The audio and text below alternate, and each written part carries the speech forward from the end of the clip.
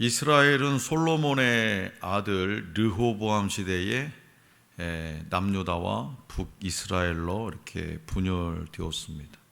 그리고 북이스라엘은 주전 721년에 아수르에 의해서, 남유다는 주전 586년 바벨론에 의해서 멸망하게 되죠. 이것은 그냥 멸망이 아니라 하나님의 심판이었습니다. 그런데 이제 하나님께서 두 나라를 회복시키시고 하나 되게 하십니다. 북이스라엘을 대표하는 요셉의 막대기와 남유다를 대표하는 유다의 막대기를 취해서 하나가 되게 하십니다. 바벨론의 포로로 끌려와 살게 된 이스라엘 민족에게는 한 민족임에도 불구하고 오랫동안 양분된 채 지내온 분열의 아픈 역사가 있습니다. 하나님은 에스겔을 통해서 이스라엘의 그런 역사적 아픔을 치유하실 것임을 알려주셨죠. 그런데 환상이나 어떤 단순한 선포가 아니라 예언적인 행동을 통한 방식으로 회복의 예언이 전해집니다. 하나님은 에스겔에게 막대기 2개를 이렇게 가져오라고 하셨죠. 하나에는 좀 전에 말씀드린 것처럼 유다와 그 짝 이스라엘 자손이라 이렇게 쓰라 하시고, 다른 하나에는 에브라임의 막대기 곧 요셉과 그 짝 이스라엘 온 족속이라고 쓰라고 이렇게 말씀하셨습니다. 에브라임은 북왕국 이스라엘을 구성하는 10개 지파 가운데 하나예요. 그래서 10개 지파를 대표하는 지파가 에브라임 지파입니다. 그래서 북왕국 이스라엘이 에브라임으로 불리기도 했죠. 에브라임과 함께 요셉이 언급된 것은 두 막대기의 결합이 당시 두 세력의 연합뿐만 아니라 이스라엘 초기 역사로의 회복을 지향하고 있음을 알려주고 있습니다. 두 막대기에는 유다와 요셉만 기록된 것이 아니라 그 짝 이스라엘 자손 혹은 그 짝 이스라엘 온 족속이라고 이렇게 기록되었습니다. 그것은 유다와 요셉이 두 왕국을 대표할 뿐 그 왕국을 지배하는 절대 권력자가 아니라는 것을 보여주는 겁니다. 당시에는요, 이 글을 기록하기가 쉽지 않았어요. 왜 그러냐면 펜도 부족하고 종이도 부족하고, 그래서 종이가 없기 때문에 이 갈대잎을 말려서 거기다가 이렇게 기록하긴, 파피루스라고 하잖아요. 근데 여러분 갈대잎이 어떻게 있어요? 오래 보존되나요? 좀 습기가 좀 있으면 그냥 찢어지고 번지고 썩고, 그 다음에 너무나 바싹 마르면은 그냥 쪼개져 버리죠. 으스러지잖아요, 갈대잎. 예. 그래서 제가 어렸을 때 제가 참 갈대잎 가지고 많이 놀았거든요. 갈대잎. 예. 갈대잎 가지고 참 이 배도 만들기도 해서 이렇게 갈대잎을 배도 만들어서 이렇게 띄우기도 하고, 그 다음에 여러 가지를 했어요. 근데 우리 동네에서 제가 어렸을 때 가지고 놀던 갈대잎은 너무 많아요. 형편이 적어도 이렇게 이파리가. 어떻게 내가 성경을 읽으면서 어떻게 이 갈대잎에다가 글을 썼냐 도대체, 이렇게 조그마한 갈대잎에다가. 그래서 나중에 이게 성경 공부를 하다 보니까 내가 이제 직접 보지는 않았고 백과사전, 성서 사전 같은 데 보니까 이스라엘 이런 데는 갈대잎이 엄청나게 높더만요. 예. 제가 성지순례도 못 가봤지 지식이 짧아가지고 착각을 했던 거예요. 그런데도 글을 기록하기가 쉽지 않았던 시절이에요. 그러니까 하나님은 선지자에게, 이 에스겔 선지자뿐만 아니라 다른 선지자들에게도 실물 설교를 많이 하게 하셨습니다. 그러니까 주변에 있는 어떤 물건을 이용하거나 어떤 상징적인 행동을 함으로써 메시지를 선포하는 것이 뭐냐? 실물 설교죠. 예수님도 이런 설교를 많이 하셨어요. 예를 들어서 누룩 비유, 이 비유들 많이 있잖아요. 그다음에 길가에 심어진 그 비유라든가 여러 가지 그물 도 많죠. 그런 것들이 전부 다 실물 설교예요. 그러니까 선지자는 이 실물 설교를 통해서 하나님의 말씀을 효과적으로 선포할 수 있었습니다. 그리고 듣는 청중은요, 오래도록 그 말씀을 기억할 수 있었어요. 왜? 내 생활하고 좀 가까이 있었던 것이기 때문에. 그래서 하나님은 백성이 말씀을 쉽게 이해하고 오래 기억하게끔 당시에도 에스겔 선지자를 통해서 뭘 가져오라고요? 그 흔하디 흔한 막대기를 가져오라는 거예요. 흔하디 흔한 막대기. 하나님께서 에스겔에게 두 막대기를 서로 합하여 하나가 되게 하라고 지시하신 이유는 뭐냐? 이스라엘 민족이 에스겔에게 이것이 무슨 뜻인지, 아니 선지자 선생님이 이게 하는 행동이 이것이 무슨 뜻인지 우리에게 좀 알려주세요. 도대체 뭐 때문에 그렇게 하시는 거예요? 그렇게 물을 때 대답하도록 그 의미와 목적을 자세하게 설명해 주십니다. 그것은 바로 새로운 시대를 맞이하게 될 이스라엘 민족이 마땅히 갖추어야 할 바른 자세와 관련되어 있습니다. 그 내용은요, 대략 오늘 우리에게 주신 본문 말씀에서는 두 가지로 나눌 수 있어요. 첫째는 역사적으로 양분되었던 이스라엘이 실제로 통합되는 것을 의미하는 거예요. 역사적으로 양분되었다는 것을 실제로 통합되는 것. 르호보암 왕 때에 르호보암 왕 신하 여로보암을 앞세워서 반역을 일으키고 북왕국 이스라엘을 세운 북쪽 지파는요, 유다 지파에 대한 적대감을 품고 남왕국 유다와 끊임없이 경쟁해 왔습니다. 8대2인데 8대2, 지파로 따지면 8대2. 그런데도 끊임없이 경쟁해 왔어요. 그러한 관계는요, 두 나라가 모두 멸망하고 백성들이 포로가 되어서 타국으로 끌려간 상황에서도 지속되었다는 거예요. 그 끌려가 포로 생활하면서도 북쪽이네 남쪽이네 서로 아웅다웅했다는 거예요. 포로 생활하면서도. 그러나 새로운 시대를 맞이하게 될 이스라엘은요, 더 이상 그런 관계를 지속해서는 안 된다라고 하나님 말씀하셨어요. 그들은 시내산에서 여호와 하나님과 맺은 본래 언약을 회복함으로써 모두 한 형제로서 서로 사랑하는 신실한 공동체를 이루어야 한다는 거예요. 둘째는 뭐냐? 포로로 잡혀갔던 이스라엘 백성이 고국 땅으로 돌아와서 회복해야 할 과제 중에 우선적인 건 뭐냐? 양분된 민족의 통합이라는 거예요. 그러니까 지금 포로로 있는 너희들 마음 합하고 고국으로 돌아와서도 제일 먼저 할 일이 뭐냐? 서로 마음을 합하던 거다 이거예요. 서로 마음을 합해라. 이스라엘이 다시 돌아와 차지할 땅은 하나님이 그 조상들에게 약속하신 언약과 관련된 땅입니다. 그렇기 때문에 약속된 그 땅을 차지할 이스라엘은 하나로 통합된 12지파가 되어야 한다라는 것이 하나님의 뜻이에요. 10개 지파, 2개 지파 이렇게 나눠서 통일이 되어서 함께 포로로 풀려나서 고국 땅으로 돌아와서도 계속해서 그렇게 10개 지파, 2개 지파 나눠서 살아가는 것이 아니라 이제는 합해야 된다 이거예요. 자, 성도 여러분, 하나님의 말씀은요, 누구의 것이냐? 듣는 자의 것입니다. 하나님의 말씀은 여러 가지 비유로 말할 수 있지만 가장 핵심은 뭐예요? 생명의 말씀이라고 하잖아요. 생명의 말씀.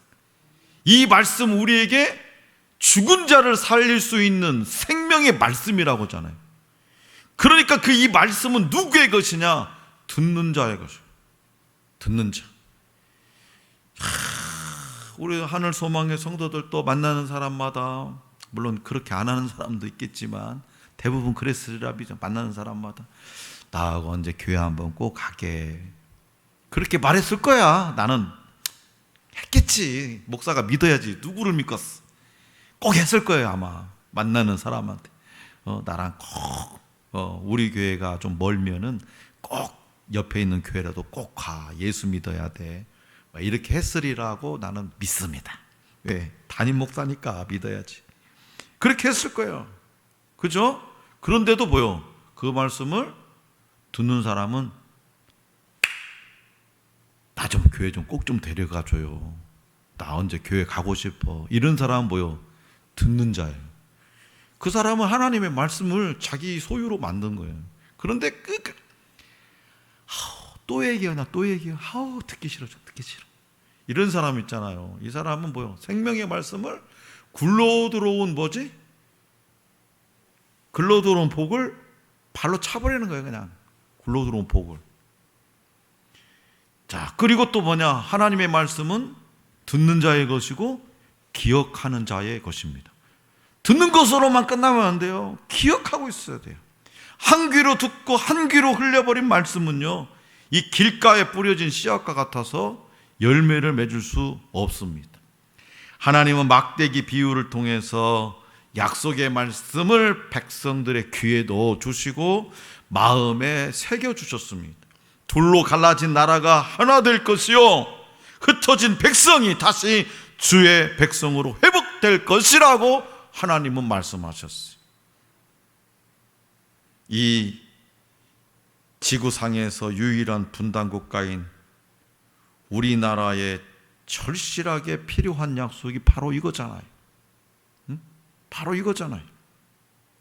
2019년 한국보건사회연구원이 실시한 이 통일 인식 조사에 따르면 통일 문제와 경제 문제, 통일 문제와 경제 문제 중에서 하나를 골라서 해결해야 한다면 당신은 무엇을 선택하겠습니까? 라고 물으니까 뭘 선택했게요? 그렇지, 경제 문제를 선택했다는 거예요. 저희 어렸을 때 수도 없이 그냥 우리의 소원은 통일, 꿈에도 소원은 통일, 잠자도 통일, 드러눠도 통일, 일어나도 통일, 뒤돌아봐도 통일, 옆을 봐도 통일, 우러봐도 통일, 맨날 통일했잖아요. 그죠? 통일. 그래서 우리 대한민국의 모든 사람의 해결할 문제는 통일이 1순위였어요. 근데 지금 2019년에 조사를 해보니까 통일 문제냐, 꼭 해결해야 될 문제가 있다면 둘 중에 하나, 통일이냐 경제냐, 경제를 선택했다. 77.1%가 77.1%. 그리고요 53.24%가 경제적인 손해를 감수하면서 북한과 통일하는 것에 반대했습니다. 왜 내 돈 퍼줘가면서 통일해야 돼? 왜 내 세금 가지고? 우리나라와 북한의 국민 소득 차이가 어느 정도 되는지 아십니까? 2020년 기준으로 2년 전 2020년 12월 기준으로 27배입니다. 27배. 실감이 안 나는구나. 실감. 저쪽에서 10,000원 벌면 우리는 27만 원? 27만 원 버는 거예요. 게임이 안 나는 거예요. 나 벤츠 타고 다닐 때 티코도 못 타고 다니는 거예요. 자, 그러니까 사람들이 경제적인 손해를 감수하면서 통일할 필요가 없다는 거예요. 독일이 통일을 했잖아요. 독일이 통일할 때 서독과 동독의 국민소득 차이는요 딱 3배였대요. 우리는 27배, 서독과 동독은 3배.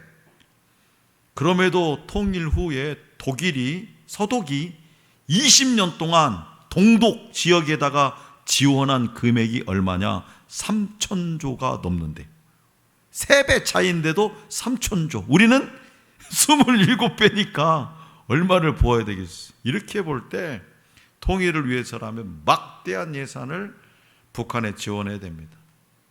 거기에 남북 간 국민 간의 이념 갈등도 무시하지 않죠. 그죠? 살아온 환경이, 아니 남한에서도 이 짝 집안하고 이 짝 집안하고 결혼해도 서로가 살아온 환경이 달라서 부부싸움이 잦다가 성격 차이 때문에 이혼하는 커플들이 얼마나 많은데, 남북한은, 남한하고 북한은 엄청난 차이거든요. 솔직히 이런 걸 다 따져보면 우리의 힘으로는 우리의 소원 통일을 온전히 못한다, 불가능하다. 온전히 통일을 한다는 것은 불가능해 보입니다. 2018년 4월에 판문점에서 개최된 남북 정상회담은요, 이 남북한의 오랜 적대와 대립의 시대를 마감하고 화해와 평화, 상생과 공동 번영의 시대를 향한 그런 출발점이 되었죠. 그러나 기대했던 2019년 2월 하노이 북미 정상회담이 결렬되고 2020년 6월에는 뭐요? 남북의 화해와 평화의 상징인 남북 공동 연락사무소를 팍 터뜨렸잖아요. 그 멋진 건물을. 그래서 남북 관계는 그 뒤로 앞으로 나가지도 못하고 다시 매우 어려운 처지에 놓여 있습니다. 그러면 현실적으로 불가능하다고 해서 우리 민족의 소원, 이 통일을 포기해야 됩니까? 그렇지 않습니다. 통일은요, 반드시 할 수 있습니다. 왜? 우리는 못하지만 하나님이 하시면 됩니다. 하나님의 손에서 남한과 북한은 하나 될 수 있습니다. 분단의 시간이 길어질수록 우리의 계산으로는 답이 없고 불가능한 듯한 그렇게 보이지만 하나님의 손이 움직이시면 통일은 자연스럽게 평화롭게 이루어집니다. 다행스럽게도요, 지난 5월 21일에 작년이죠, 개최된 한미 정상회담에서 양국은 한반도의 항구적인 평화 정착을 위해서 협력하기로 하면서 남북관계는 새로운 기회를 맞이하게 되었죠. 우리는 이 판문점 남북 정상회담으로 열린 이 한반도의 화해와 평화의 시대를 향한 발걸음을 되돌릴 수는 없습니다. 그때 얼마나 분위기 좋았습니까? 김정은 위원장과 문재인 대통령이 서로 손을 잡고 판문점 단둘이서 차를 마시면서 금방 저 휴전선이 걷어지는 줄 알았죠. 그런 시간을 우리는 되돌릴 수는 없습니다. 남북의 화해와 평화를 향해 나아가는 길이 험난하고 멀지라도 마침내 하나님께서 함께 하시는 길이라는 믿음과 소망을 가지고 인내하면서 나아가야 되는 거죠. 한반도의 상생과 평화, 번영을 향한 대전환의 시대에 우리 한국교회는요, 남북의 화해와 평화를 이루기 위한 하나 되는 사명을 잘 감당해야 됩니다. 한반도의 지속 가능한 평화가 정착되는 일을 위해서 우리가 지혜를 모으고 또 역량을 결집해야 합니다. 올해는 광복 77주년, 광복 77주년이면 좋은 우리의 이야기지만 거꾸로 분단 77주년입니다. 분단된 지 77주년이 되는 해예요. 그래서 해마다 8월은 민족의 화합과 평화, 회복을 위해 기도하는 달입니다. 우리 민족에게는요, 아직도 일제 억압과 착취의 상흔이 남아 있습니다. 이 상처는 오직 원수된 것, 곧 중간에 막힌 담을 허시는 그리스도의 십자가로만 치유될 수 있습니다. 일본과 풀어야 할 산적한 숙제도 마찬가지입니다. 이 상처의 치유를 위해서 우리 그리스도인들은요, 신앙인으로서의 책임감을 느끼면서 하나님 앞으로 나아가야 되는 거죠. 또한 하나의 민족인 남과 북이 여전히 분단되어서 총칼을 마주하고 있는 이 현실을 아프게 바라보면서 우리는 화합과 평화를 위해서 기도해야 됩니다. 더불어 이상가족, 문화, 예술, 교류, 그런 상호 협력 등 둘을 하나로 만드시는 주님의 역사에 우리는 힘을 보태야 됩니다. 우리가 이렇게 평화와 화합을 위해 기도하면 그 일을 이루시는 분은 주님이십니다. 그러면 우리를 갈라놓는 마음의 담도 반드시 무너질 줄로 믿습니다. 남과 북의 사정은 다르지만 한반도는 하나의 교회요, 한 민족입니다. 둘로 갈라진 에베소 교회, 사도 바울이 3년 동안 열심히 사역하고 잠깐 에베소 교회를 비웠더니 에베소 교회가 갈라져 버렸습니다. 그 에베소 교회 성도들에게 사도 바울은 이렇게 말했죠. 이제는 전에 멀리 있던 너희가 그리스도 예수 안에서 그리스도의 피로 가까워졌느니라. 여기서 바울은 먼저 그리스도 예수 안에서라는 말로 예수님을 바라볼 것을 강조하죠. 서로 싸우지 말고 예수를 좀 바라요. 예수님이 어떤 분입니까? 죄로 인해 심판받아야 했던 인간이 하나님 앞에 나아갈 수 있도록 길을 열어주신 분. 조건에 상관없이 예수님만 믿으면 다시 하나님의 자녀가 되게 하셨습니다.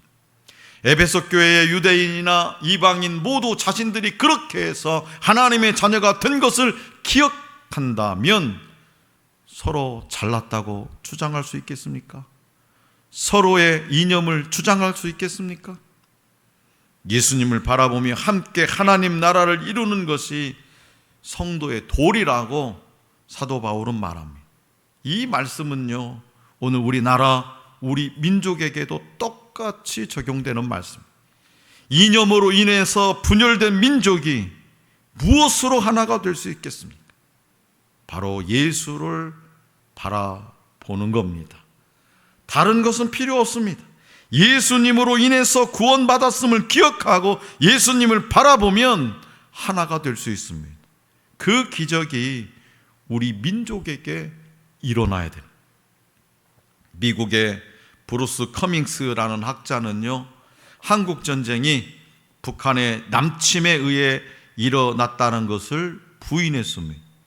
대신 6.25 전쟁 전에도 남과 북이 서로 여러 차례 교전을 하는 등 훨씬 더 복잡한 과정, 그 정체 속에서 복잡한 정세 속에서 전면전이 발생했다는 수정주의 이론을 내놓았죠. 이 주장을 듣고 한국 교회 안에도요, 남침설 대신에 북침설을 주장하는 이들이 있었습니다. 남쪽에서 북쪽을 쳐들어갔다. 그런데 브루스 커밍스의 주장을 단번에 무너뜨린 일이 1994년에 있었습니다. 김영삼 전 대통령에게 옐친 러시아 대통령이 서류 상자 하나를 전달합니다. 거기에는요, 김일성의 남침 계획 등 6.25 전쟁 전후 문서 300여 종이 들어있었어요. 극비 문서에는 김일성이 소련과 중국으로부터 남침 계획을 승인받고 남침 시기를 긴밀히 협의한 내용이 있었습니다. 김 전 대통령은 회고록에서 이런 말을 남겼습니다. 이 문서를 통해 일부 사람들이 주장해온 북침설이 허구였음이 명백히 드러났다. 사랑하는 성도 여러분, 굶주리는 북한 주민을 돕는 것은 꼭 필요한 일입니다. 굶어 죽어가는 저 동포들을 돕는 일은 꼭 필요합니다. 그러나 감상적인 어떤 대북관도, 통일 비용만 따지는 어떤 계산적 통일관도 결코 도움이 되지 않습니다. 북한 동포도 하나님의 형상대로 지음을 받은 소중한 사람입니다. 그들에게는요, 하나님이 필요합니다. 그렇기 때문에 우리는 복음적 통일관을 가져야 되는 거예요. 복음으로 통일되는 날이 올 수 있도록 기도해야 됩니다. 또 감상적인 관점에서 벗어나서 북한의 현실을 냉정하게 인식하고 하루라도 빨리 북한 주민에게 복음을 전하려는 복음적 통일관을 가져야 됩니다. 복음 통일이 온전한 통일을 이룰 수 있습니다. 몇 년 전에 북한에서 탈북한 군인 출신들, 북한에서 군인들이 탈북한 그 군인 출신들이 매년 여름에 수련을 하는데 제가 2박 3일 동안 찬양 인도를 하게 됐어요. 다 북한 사람들이에요. 그분들이 하는 딱 주제는 뭐냐? 목사님, 복음으로 통일돼야 됩니다. 그분들이 복음 통일을 외치더라고요. 처음엔 생소했습니다만은 계속 듣고 들어보니 아하, 복음으로 통일돼야 온전한 통일을 이루겠구나라는 생각이 제 가슴에도 심어졌습니다. 우리 주님은요, 우리 민족의 하나됨을 위해서 지금도 일하고 계십니다. 하나 되게 하시는 것은 삼위일체 하나님의 성품입니다. 하나님은 우리 민족이 하나가 되어서 새로운 코리아, 하나님의 나라가 되기를 원하십니다. 이러한 맥락에서 우리 교회는 하나님 중심으로 하나가 되고 가정도 주 안에서 하나가 되어야 되죠. 같은 말, 같은 뜻, 같은 말을 품어서 같은 열매를 맺어야 됩니다. 또한 하나님과 내가 주님의 십자가 은혜로 하나가 될 때에 하나님의 손이 우리의 삶을 복되게 하십니다. 예배 안에서 하나가 되어야 됩니다. 예배 안에서 하나 된 것은 주님의 임재 안에서 하나가 된다는 겁니다. 거기에는 이념도, 배경도, 사상도, 다 경제적인 것도 필요 없습니다. 막대기 둘로 서로 합해 하나로 만드시고는 갈라진 나라가 그처럼 하나 될 것이 흩어진 백성이 하나로 회복되리라고 하나님은 에스겔 선지자를 통해서 선포하셨습니다. 이 말씀이 이 한반도에 임해야 될 줄로 믿습니다. 그러므로 하루빨리 하나님의 손에 하나로 세워지는 이 민족이 될 수 있기를 원합니다. 정치적인 어떤 타협이나 표면적인 화해가 아니라 말씀의 울타리 안에서 복음 통일로 온전한 하나가 되는 우리 한 민족이 될 수 있기를 간절히 기원합니다.